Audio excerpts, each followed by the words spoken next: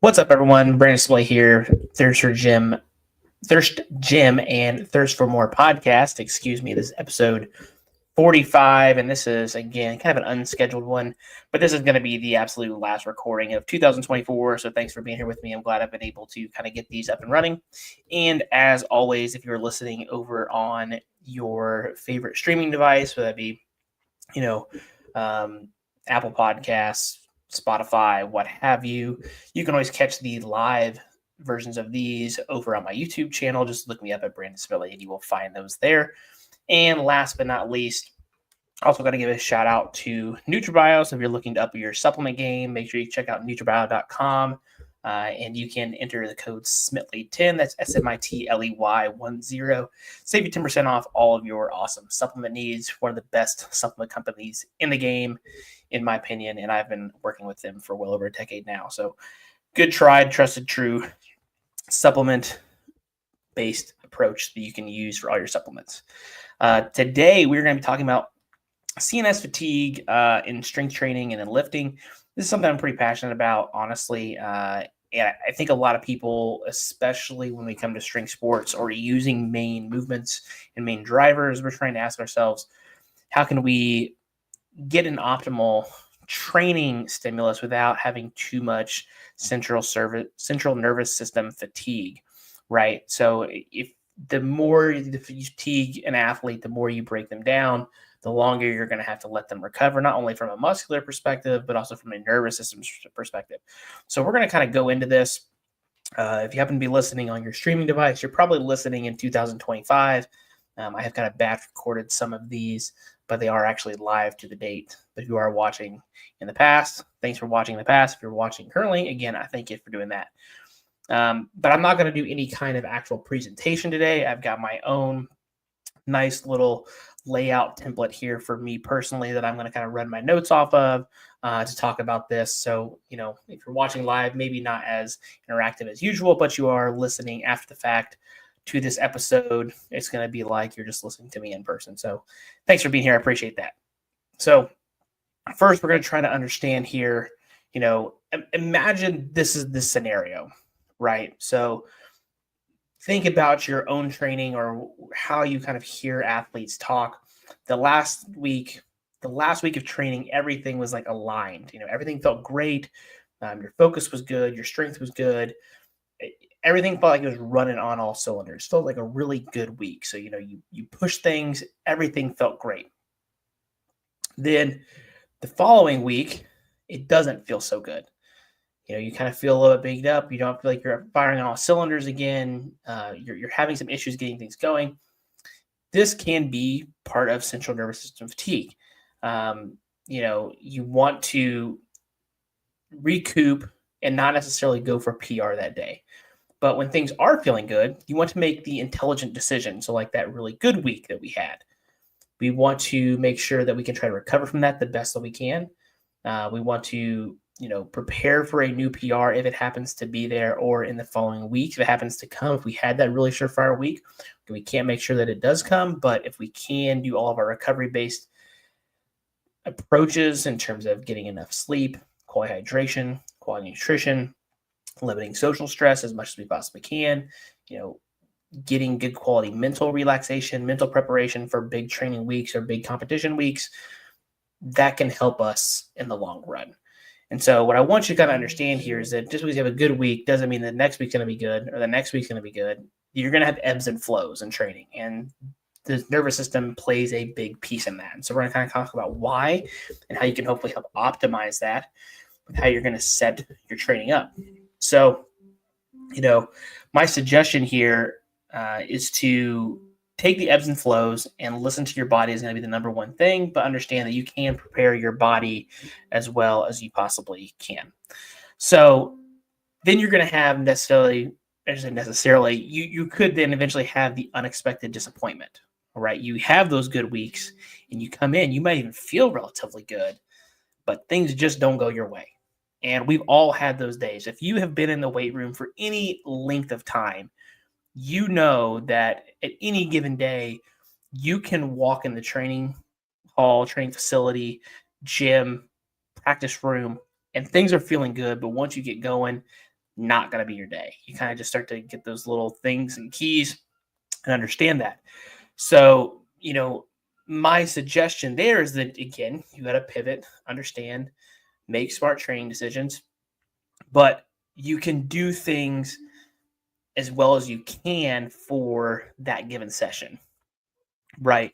So, you can make sure that you're ingesting carbs while you're training. You can make sure that you're still getting enough water. You can still make sure you're taking adequate rest. You can make sure that you do a quality warm up, to physically and mentally prepare for the rest of the training session as you're kind of going. After things are done, again, doing a cool down, doing some kind of stretching, some kind of active recovery. Those are ways that you can try to help hopefully boost that. So, that's definitely an option there. So taking in carbs, having rest, having visualization are ways you can prepare for that for the next day if you happen to need to. And then that, again, I talked about the reality is the warm-ups just felt heavy, and the lift that you would hopefully look to attain just crushed you, or you didn't even quite get there. And that happens. So just understand that because of nervous system, this is ebbs and flows of training. And I'm going to probably say that a lot in this episode, but I want you to understand that you can have those good weeks. You can have those bad weeks. You can have those weeks or even training sessions you come in, things feel good, and then they don't feel good, right? Or even the opposite, things feel really crappy. But once you get going, and if you've done, all the preparation things that you can, sometimes things can kind of just turn on. It's just the way that it has. I've had days like that myself. Several training sessions where it just doesn't feel good, but once we get the juices flowing, things get happening. So understand that the nervous system, it's the number one thing I want you to take away here, is that the nervous system is what's responsible for that.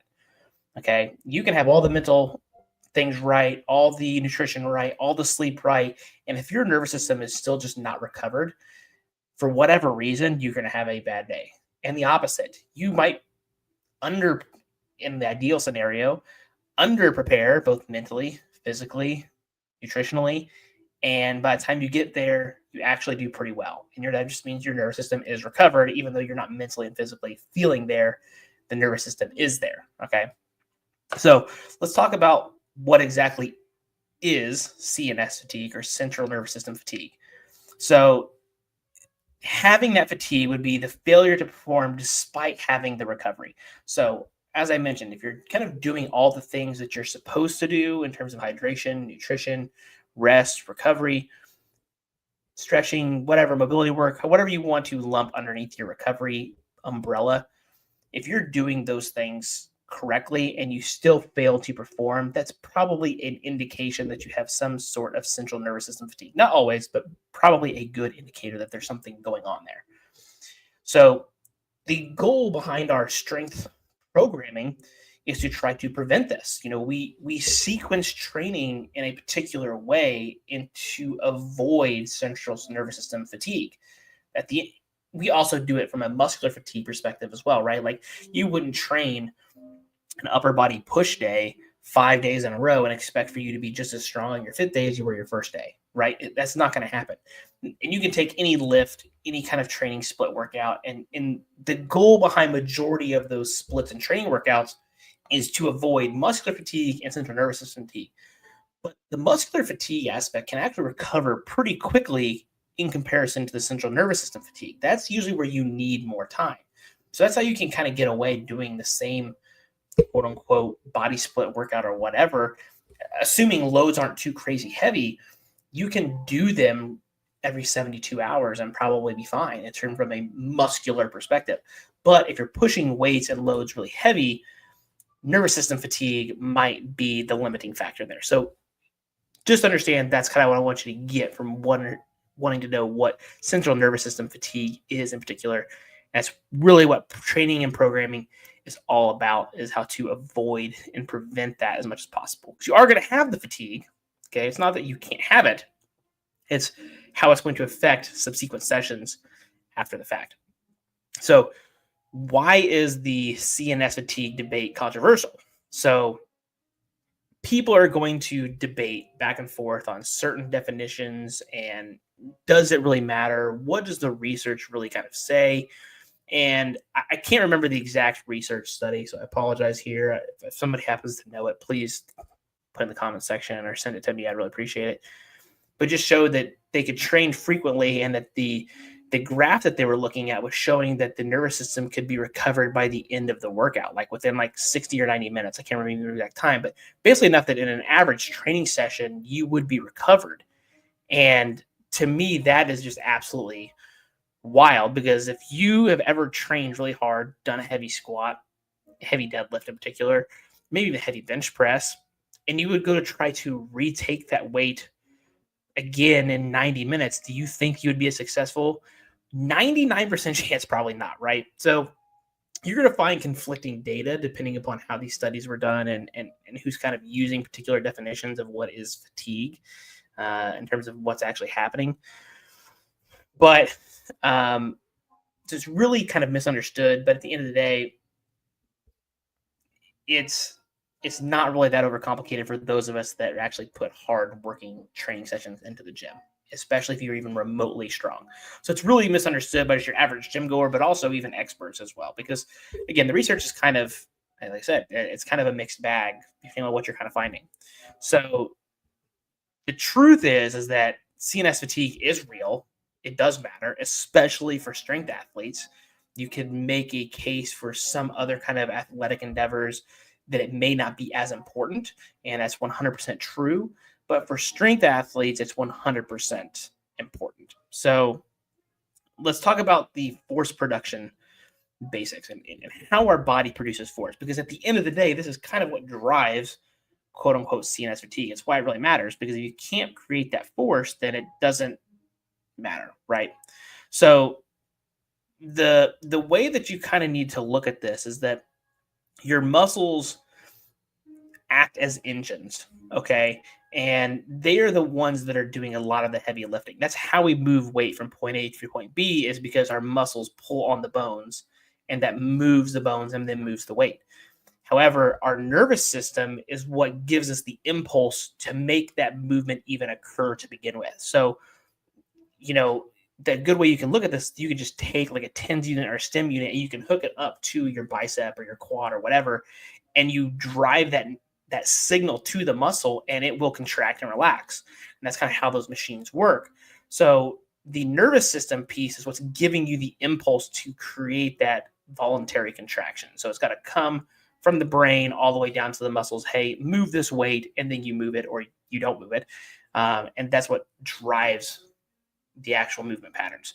So that's why the muscles are much easier to recover, because again, the nervous system that's sending that system or sending that circuit back and forth is what's going to tell the muscles when to contract and when to relax, especially underneath heavy loading.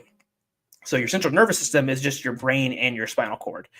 And that's kind of where the major impulse comes from. You basically, in terms of lifting is voluntary. You're choosing to lift point A to point B. You can certainly have involuntary muscle actions. Your fight or flight response will give you higher outputs from your brain and your spinal cord to be able to complete some tasks. We've all heard about people, lifting up cars to save people or whatever those wild stories are. How true they are, I don't know, but you surely heard those stories. And that's because that impulse comes from the brain and the spinal cord and then goes, but that's more of an involuntary pulse because the body is perceiving stress. So we're talking about voluntary contractions here. And we need those signals to come from the brain and the spinal cord. And then that gets sent out to the rest of the body, depending upon what you're trying to move: bench press, squat, deadlift, lunge, whatever. We also have the PNS, which is what most people don't even think about, is the peripheral nervous system. And that's the nerves that are actually connecting to the muscles. So they're the very, very small things that intertwine into the muscles that get us to contract and relax. But that initial umph comes from the brain and the spinal cord and then goes down into the nerves that are connecting to our actual muscles to make things happen. So, in terms of talking about CNS fatigue, we're really kind of talking about that major impulse that is coming from the brain and the spinal cord. But you can also have peripheral nervous system fatigue as well. And usually that's seen more at the muscular level. And that's where like the hypertrophy kind of training in general is going to have more peripheral nervous system fatigue, because yes, we are having those outputs from the brain and spinal cord, but we're not having to have major impulses constantly to lift like a max load, we're actually having swelling, edema, metabolites all around that muscle. And then that causes the peripheral nervous system. That's why you kind of feel fatigued and junked up in the actual muscle in terms of that recovery side. So that's kind of where our force production basics come from, muscles and your certain nervous system. And that's why you see people that are not the most massive people, but have incredibly strong lifts. They may have a very efficient CNS. They're able to send a massive pulse through their brain, their spinal cord, out into the peripheral nervous system to get a contraction to happen. And then you also have people as well that have very big muscles. They have very big engines. They may not have as much of that impulse that we're looking for. They may not be as strong, but they have good quality tissue size. So that kind of gives you an idea of how that kind of works. So you can have kind of two different ways to look at it. So muscles are your engine, and your nervous system is essentially your battery, your alternator, all the things that wire into that engine that actually get it to start. And if you don't have that stuff working, or at least not optimized, then you can't get the engine to turn over, produce as much force as possible. If everything's going well, then you maximize your horsepower out of that engine. Hopefully that kind of helps. So we talked about the types of fatigue. That peripheral fatigue was, again, more so in the muscle exhaustion after intense workout. You know what it's like if you've crushed your lower body and then you try to go sit down in a toilet or sit down in a chair or walk upstairs, your legs feel absolutely toasted. Okay, that's your peripheral fatigue. Doesn't mean you couldn't have some central nervous system fatigue, but more than likely what you're actually experiencing is peripheral fatigue to be able to make actions happen. Your body is just like, hey, we're tapped out. Like, we do not want to do some of this stuff. The central nervous system fatigue, though, again, is going to be from the brain and the spinal cord, and they can't send those signals effectively, or your body has intentionally down-regulated them because of the amount of stress that you've placed on your body. And so saying, hey, we need to step back. We need to pump the brakes. We don't need to do anything too crazy right now. Let's let our body recover, and we can come back to this after the fact. So those kind of the two differences of what's going to happen in terms of those types of fatigue. And that's a good way for you to judge what kind of fatigue that you're having. So let's talk about a little bit like experimental evidence, testing for fatigue. So the central fatigue, the muscles respond to the electrical signals, but not natural stimuli. So again, that's kind of going back to that the big umph that you're trying to get. If you are having central fatigue, your muscles can still respond, but the signals are not impulsed enough. Instead of sitting on 100, you're sending at 70%. And so therefore the impulse that you're getting is not as big. You're not going to activate as much motor units. You're not going to be able to create as much force, and therefore not be able to move as much load. It may even, again, we talk about things feeling heavy. Your body may just basically tells you, will make you think, hey, this is heavy. Stop doing this shit, right? Like, don't do this. This is not good. We are not ready for this. Your body is trying to regulate you down and to give you some warning signs. For the peripheral fatigue, the muscles are actually going to fail to respond even with the external stimulation. So this could be that if the muscles are actually just fatigued, and again, you're ready to go upstairs, your central nervous system still is sending 100% output, but the peripheral fatigue, the muscles, the ability to accept that signal, right? The receptors are down-regulated at the peripheral side or at the muscular side. And so there's basically just a wall up, and they're saying, hey, we're not letting you in. We are not recovered and ready to do this task that you're sending to us. We're not going to contract at this level. So you can clearly see how the most optimal would be to have both running 100%. But if they're both not running 100%, then you have some sort of decreased performance. But, how much just is going to depend on a bunch of different variables, but you can see how that can affect that. So the way that you really could test this is if you took an electric signal and put it on your quads, for example, you could still perform the same 1 rep max with the electric signal, even though you had central nervous system fatigue. That would tell you that, hey, the muscles are fine, and then vice versa. Not that I would recommend that you do that, but that's kind of how things would go, right? So let's talk about some misconceptions and realities here. So why does this matter? So for strength athletes, you need your CNS to be optimized for sustained force production.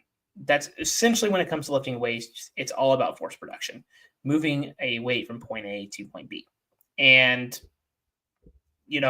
if you are not optimized from nervous system or peripheral, then you will see a decrease in force production in some capacity. For most people, as I talked about the muscular recovery side, if your training is laid out even somewhat reasonably, right? As long as you're not doing a lower body training session 6 days in a row, right? You're doing a lower body and upper body split, alternating back and forth, Monday lower, Wednesday upper, Friday lower, Saturday upper. You have enough recovery and rest period there from the peripheral side, or you should. Unless you just do an ungodly amount of volume that you can't recover from, like, 37 sets of legs or something like that. That'd be stupid.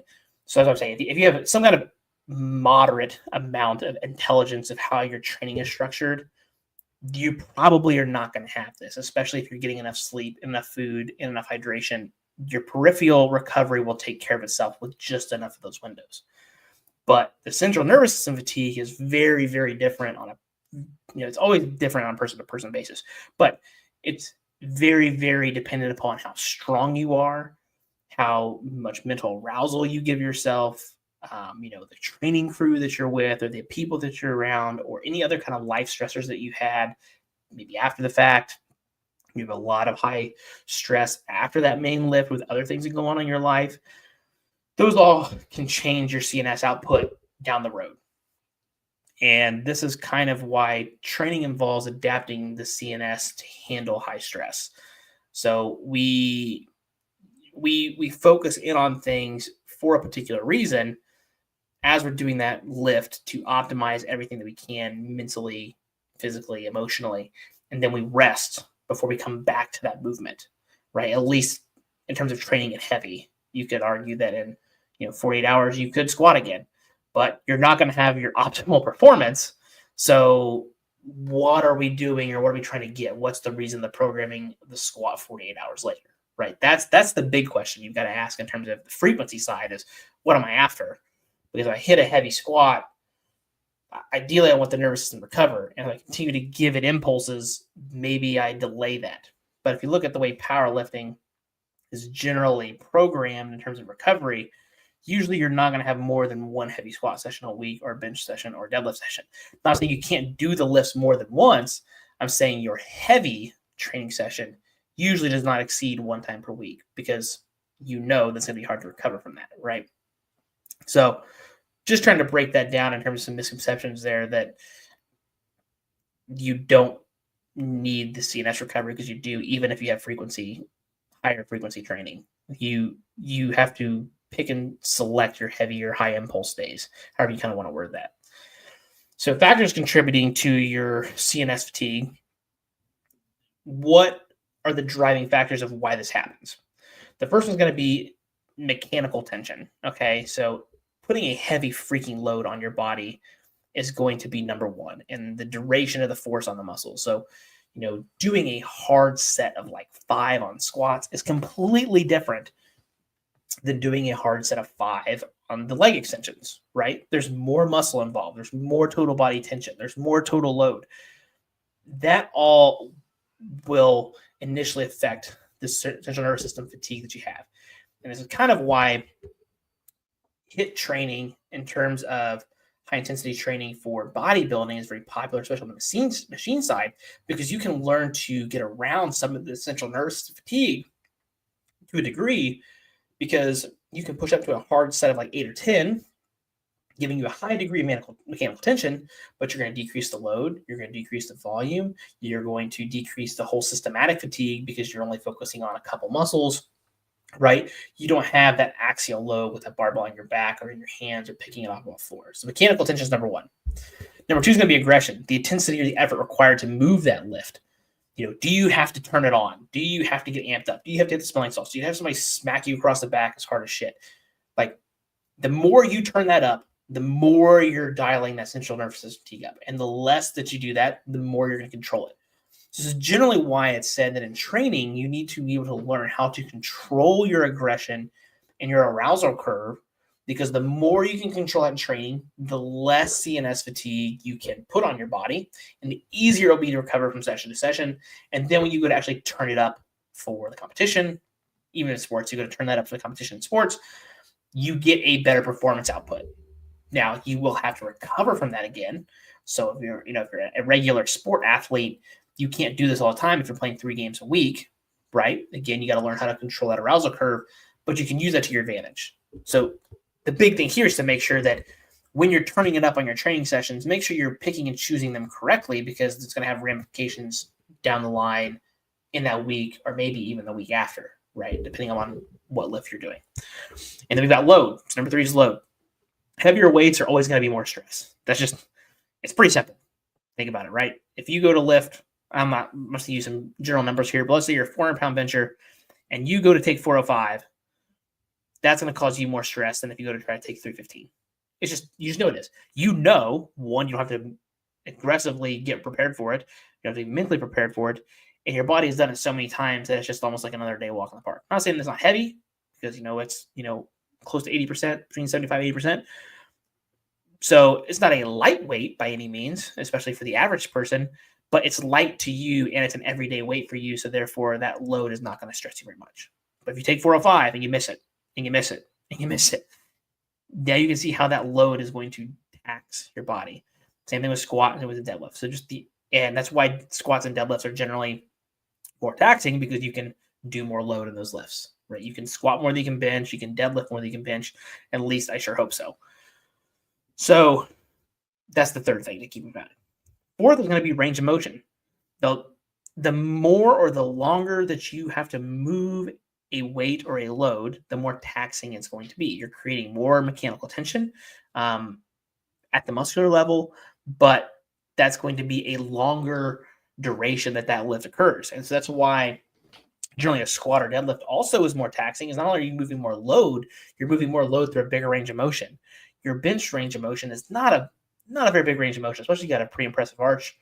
You can really see how that changes things in terms of the amount of load that you can handle, but how that can be from a tax perspective on the body. So, but you also have to be kind of careful here, because let's use a board press, for example. Yeah, a board press, less range of motion, so you'd think it's less taxing, but if you're handling a load that's heavier than you've ever handled before, now your body is saying, oh shit, this is heavy. Your body has no idea what kind of range of motion it's about to go through. You do, so you can kind of control that from a mental perspective a little bit, but your nervous system still having to get cranked up to be able to prepare to handle that output, because it's anticipating that it's going to have to move probably, a big range of motion. Not that it can actually consciously think about that, but generally that's how your body perceives it, because you put a new stress that it's never had before, it's going to respond to it. That's one side caveat here, but it's one kind of benefit of reverse bands and boards and block pulls and pin pulls, is that you can actually prime your nervous system to be ready for those loads before you actually have to move them in a full range of motion, or without some kind of sign of assistance. Or even you could even use the weight releasers. Those are great ways to prepare your nervous system, but again, they are going to tax you, so you will want to make sure you're not taking your heaviest lift in 48 hours. Probably the next week you should be fine to be able to do this, but now your body's like, oh, well, I'm taking a PR attempt. I've already felt this weight before. I'm not having to be upregulated as much. You're still going to be upregulated, but you're not having to push it as much as you normally would. And then number 5, in terms of factors contributing to CNS fatigue, is going to be the muscles you use. The more muscles you use is going to be the higher recovery demands. It's pretty basic to understand, right? If I just do a bicep curl, not using a whole lot of muscles, even if I do a 1 rep max, probably going to be pretty easy to recover from. But if I go to a squat or a deadlift, a lot of muscles, a lot of load, a lot more recovery demands of what's going to happen on the body. So you take these 5 things, and that can kind of help you figure out how much CNS fatigue you're probably going to have. I don't have a sweet little calculator for it. Wish I did. But anytime you go to the more tension, more aggression, more load, more range of motion, or more muscle used, anything you get more of that stuff, the more CNS fatigue you're going to have. And the less you have of that stuff, the less CNS fatigue you're going to have. So you look at your exercise selection, that's a good thing that you can kind of go off of those top 5 things. So let's talk about some movement examples, kind of ranking the CNS stress in exercises. in terms of squat, bench, and deadlift. So the bench press is going to be the moderate stress overall. And if we go back to those top 5 things, mechanical tension, there's a decent amount, right? Chest, shoulders, triceps, upper back's locked in, using a little bit of leg drive, quite a bit of muscles, but not anything too crazy. The aggression, I don't know about you, but I don't need a ton of aggression to go get a bench PR. I got to be turned on, but I'm not bringing the same aggression to a bench press as I am a squat or a deadlift, right? I could be wrong, but that's just me. So I think like your aggression is not as much. The load, you're not, again, we talked about this, you're not going to be able to bench press as much as you squat and deadlift. So the load's kind of turned down a little bit. The range of motion, generally speaking, less range of motion is used in a bench press than a squat and a deadlift. Unless you got absurdly long arms, which you probably have absurdly long legs as well, if I was being honest. And then the muscles used, chest, shoulders, triceps, as I mentioned, not the biggest muscle groups. Not that they're small, but compared to the lower body or what we use for deadlift, not so much. So you can see how this can be a low CNS fatigue of the 3, right? It would be the worst. So generally speaking, that's where you're going to find that you can recover from the easiest. And I'll kind of talk about, some programming things here in just a minute. Next up, we have squat and deadlift. And this is going to be almost dependent because in my opinion, it's just me, squat's easier to recover from deadlift, but that's just for me. I have a pretty short stature. I've got pretty short legs. So my range of motion is not as big. And I felt that having the eccentric actually helped me with the exercise. You don't have that with the deadlift. For me personally, the way that I ranked it, I kind of ranked squat as second. I think you can squat a little bit more frequently, heavier. If you are equipped lifter, definitely not the case. But if you are a raw lifter, which I'm sure most of the people listening to this are, squat's probably going to be number 2. But you are going to have high degree amount of tension. You're going to be able to load it more than a bench press, obviously. And you're going to have quite a big range of motion, which means it's going to be pretty CNS demanding, right? When you go back to these 5 things, high tension, going to need some pretty high aggression. You don't have to be maxed out, but you got to be dialed in. You're going to be able to lift some pretty heavy loads. You're going to have a pretty big range of motion, and you're using a lot of muscles. All your lower body muscles, your upper back's going to be statically strong. Your abdominals having to work really hard. The squat is a full body exercise. So you are going to need a good amount of recovery for this. But I do believe that most people generally recover from this better. And I think that's because for most people, squatting is a little bit easier and less load, and that eccentric assistance helps you. So for the most demanding, I have the deadlift. You're probably going to be able to argue back and forth on these. It depends on each person. But the deadlift, you for sure are going to need high aggression and heavy freaking load usually, making it very taxing. Okay. You're going to have the mechanical tension, the duration of the forces on the muscle isn't really there with the squat because you don't have the eccentric lowering and up because you're going down and up. The deadlift is just coming up. However, you can make an argument that a grindy ass deadlift, you've seen people that have had grindy ass deadlifts where it looks like it took an eternity for that bitch to lock out. That's a high degree of mechanical tension. So this can be really dependent on people. I think this is kind of where it falls, regardless of stance and any of that stuff. Where it falls is that the duration that it takes for you to be able to do that exercise. The aggression, high. I think anybody that's ever been to a powerlifting meet sees that the highest aggression is always on deadlift. Grip and rip. That's the old school saying. Always going to be probably a 10 out of 10 for most people when it comes to pulling a new PR or a heavy lift they need to be able to pull. Load, for most people, they're going to be able to deadlift more than they can squat and bench press. Not always. I was the exception there. But generally speaking, it's going to be the load that you can move the most. Range of motion is still pretty big. You have some people have those sumo stances or they have the really long arms. It might not be as big of a range of motion as compared to their squat. But generally speaking, the range of motion, especially those long pulls, talk about the mechanical tension side, that's going to make it pretty taxing. And then more muscles used. Just like with a squat, I mean, you're using basically everything. I mean, the whole lower body, back, erectors, traps, all that grip is all getting absolutely fried. So that's kind of where I put that as number 3 in terms of, or number 1 is the most taxing, however you want to kind of look at it there.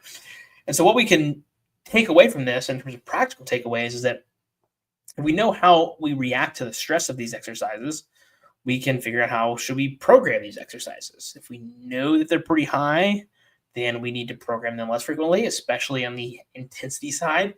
And if they aren't as much, then we can program more intensity more frequently and still be able to recover from it.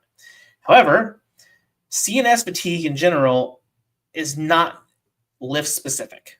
Okay. If I take a heavy deadlift on a Monday and then I try to take a heavy bench press on a Tuesday, probably not a smart idea. I would be a betting man that in 90-95% chances, if you hit a deadlift PR on Monday, you will not hit a bench PR on Tuesday because your nervous system fatigue will be high.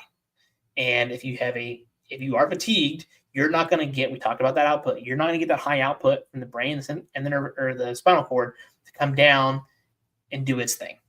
Probably not a wise decision. You probably want to take that heavy bench later in the week, maybe even the following the week after, in my opinion. But we'll just say that you want to take it on Friday. Then you would take it on Friday, you'd probably be setting yourself up for a lot more success of hitting a bench PR if that was the case. You can also do something called a high-low system. And this is from Charlie Francis, mainly in track, but the high-low system, you see it in probably more training programs than you ever realize. A la Westside Conjugate. That is a high-low system. You have 2 high days. They are kind of butted back to back. Louis does have 48 hours in between. The bench press could see some diminishing returns from that. Not always. I used to squat heavy on Saturdays and bench heavy on Sundays with my crew in my garage, and I made plenty of bench progress. So I'm not going to say that it can't work. It's just not optimal. But if you give yourself 48 hours, you're probably going to be able to at least hit some pretty big benches. And then 48 hours later, you got your speed day. So that's your low effort lower body day, and then your low effort upper body day. And then you got a day off. So, but basically Charlie Francis was saying that you would have your high and your low days would basically alternate, or you give yourself some space. You'd have all your high nervous system output stuff on one day. If you wanted to squat, bench, and deadlift heavy, you put them all in one day. Get that one big high CNS output, because by the time you get to that last lift, assuming you're even remotely decent in terms of your training length, you're probably going to be okay. Probably going to suck a little bit, but you will be able to still be able to get to that training session. But if you try to do squat on Monday, bench on Tuesday, deadlift on Wednesday, probably not optimal in terms of the high-low system.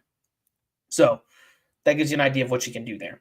The other option here is that we look at how we program our heaviest squat and deadlifts of training cycles in terms of meets. And so if you've ever looked at peaking for powerlifting meets, generally speaking, what you're going to find is your deadlift is usually you take your heaviest deadlift, usually the furthest out.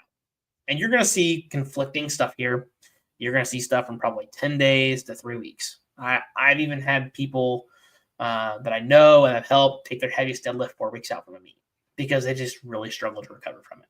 It just absolutely takes it out of them. So you put it about a month out, you have an idea, and you coast to the meet on the deadlift. For most people, that's going to be the one that you take your heaviest lift first out from a meet.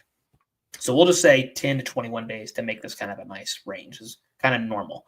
Obviously, the lighter you are, if you're a female, the higher you recover, the closer you can push that towards the meet, the worse your overall recovery, the more weight you're moving, all those 5 things we talked about, the further out you push. Squats is number 2, as based on, we know the intensity. For a lot of people, this usually is around that like 10 to 14 days.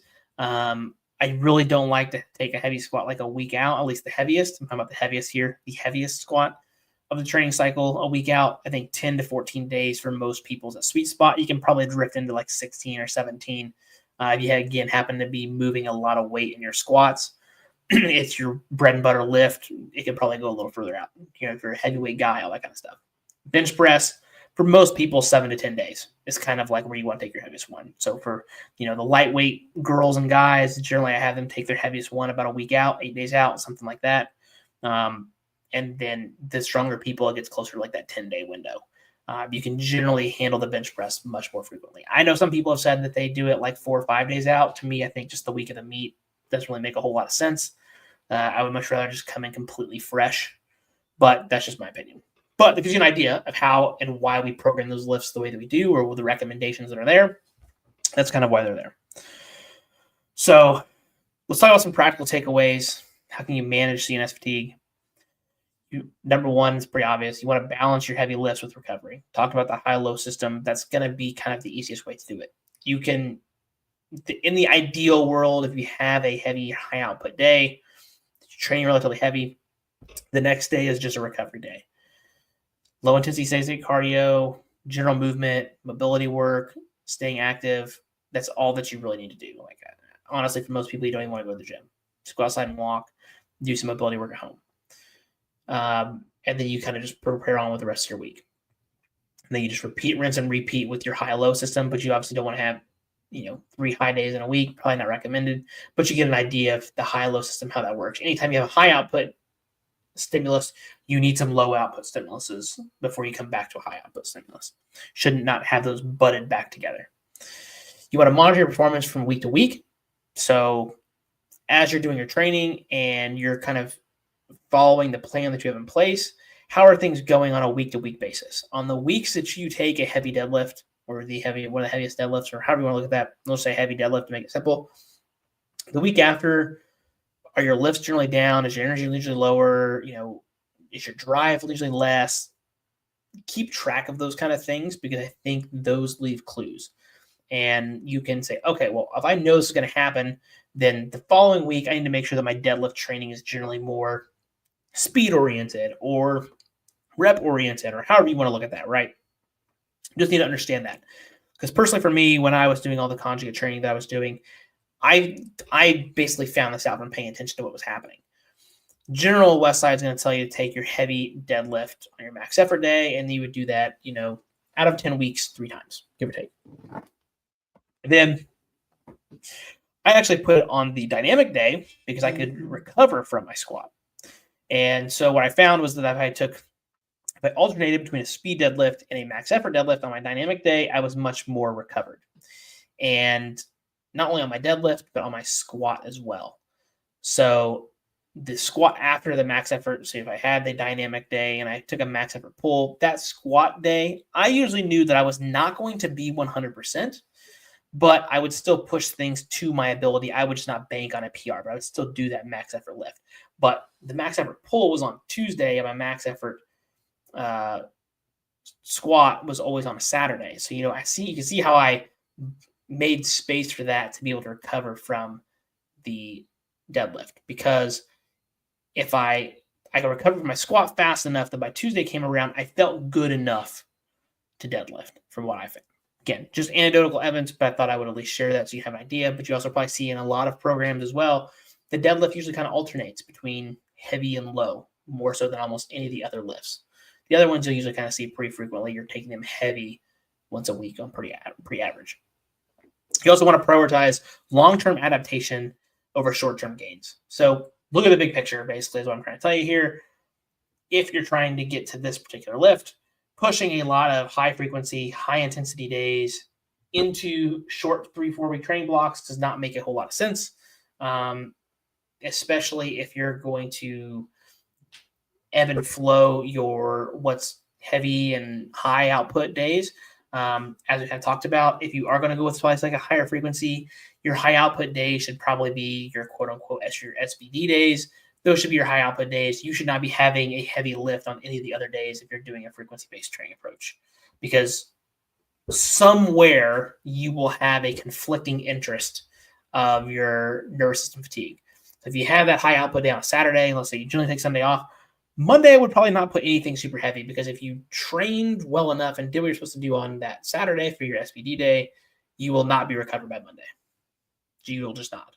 And generally for the couple people that I work with from a frequency perspective, when we have our SBD days, their Mondays, their RPE rarely gets to 7 through a 3 to 6 week block. It's always 5 to 6. And people say, oh, that's really light. Well, because we had our high output day. I know what that was. This is going to be going through the motions, using different varieties to get the outputs that we want. So look at the long-term approach of what you're after here, not the short-term gains. And so let's kind of talk about the conclusion here. Wrap this up. The CNS fatigue, it is real. It is relevant. It does apply for you if you are a strength athlete 100%. It does apply to every athlete. If I'm being honest, strength athletes is just much more prevalent because we're using a barbell with heavy loads, kind of easier to track. but other athletes are going to deal with as well. Because again, if you're running high outputs in track, taking big hits in football, playing a lot of minutes in basketball, what have you, CNS fatigue is still real. Just not as prominent because we don't have those heavy loads. Football, I would argue, does have it because of the hits, and track can definitely have it because of the high outputs of like throwing stuff and sprints. But those are usually kind of the closest ones we can get to. Effective programming minimizes the impact of your CNS fatigue. So, everything laid out smartly. I tried to give you some good quality ideas here. And then, if you happen to pick up on context clues for you, which is probably the most important thing, is if you notice trends on how you recover, that's what you should try to drift towards. It should be an individualized approach. Research is great. We love what research can nudge us to do, but we have known that generally understanding your body and how you recover from everything is so individualistic for every single person that a one-size-fits-all approach does not fit everybody. We can have those context clues, give us ideas of where to start, but then we mold that into what our approach should be. And if you're listening to your body, you will get that from this nervous system output and what you're kind of feeling. So again, if you're feeling the nervous system fatigue is bothering you, hopefully this is one thing that kind of help you go in the right direction and improve on that recovery. That's absolutely fantastic. I love to hear that this would hopefully help you. I did actually happen to have 2 comments here, so I'm going to read them here. So someone, Fat Bastard, said, that's his name, dealing with right now on my 8th day off and still not fully recovered. It's 110% real. Absolutely. Yeah. I mean, if you really have some big outputs, you can for sure feel this. Like it's really hard to describe until you've actually put your body through it. You almost just want to feel like a vegetable in bed sometimes. And mentally getting going and getting to the gym is also very difficult. So thanks for that comment. I appreciate it. It's good to know that somebody else has kind of felt that. But he also goes on to say as well, there it is. When you hit CNS systematic fatigue, your body will shut down. You'll have trouble sleeping, eating, and you sure as hell won't be lifting. Affects you mentally. Yes. Yeah. I mean, that's kind of what I was going on there to say, was that you will just feel it from like a full body approach. It's kind of hard to describe. When I was talking to my wife the other night, I came home. I trained later than I normally do. I actually train. I probably got done at like 9:00 at night. Not usually normal for me. But, I had a protein shake before I left the gym. I came home to eat, and we had Italian beef, which is fantastic. One of my favorite meals to eat from recovery. And it was a lower body day that I was doing, and I just almost felt sick. I mean, I really did not want to eat that food. And so, I did eat because I knew I needed to, but I almost felt like I had given a lot of output on that day, more so than I felt like I normally did. And it was the last week of my training block. So, it was the heaviest snatch that I took the whole training block. I did explosive-based work. It was the heaviest I'd pushed my Bulgarian split squats, both in terms of intensity and volume. So not only did I increase the volume that week, I also increased the weight as well. I really pushed it. And then I had some good, lower body, quote-unquote, fluff stuff for like quads and hamstrings and got out. And I just did not feel very good. I was not hungry. It was a little harder to sleep. I got up the next day and I felt fine, but then by the end of the day, I was pretty wiped out. And then, this week being that week is actually kind of came back to hit me to where towards the end of the week, I really didn't have a whole lot of urge to train. And I am lucky that I have a vacation next week. So, I'm going to have a good quality week of recovery to be able to come back from that. That was not in the initial plan. So I'm gonna have to kind of look at some things and recalibrate things as I come back to do my own training. But it is 100% real. So it looks like we've had some pretty good conversations here. So if you happen to swing by, I really appreciate it. Again, I went through this whole thing on CNS. I hope you took just one thing away. It's kind of my goal with this. You get some good quality information. If you happen to be listening to this after the fact on a streaming device, again, this was recorded in 2024. I hope you had an awesome year and you're starting your 2025 off great. Again, I will be out next week for some personal time away. So to kind of wrap up the year. So, if I don't happen to hear from you, enjoy your new year. I hope you enjoy your new year if you're listening to this after the fact. And then I will be back to uploading more streams and videos once I get back from vacation. So thanks again, and I will talk to you soon, and I'll see you at the next video.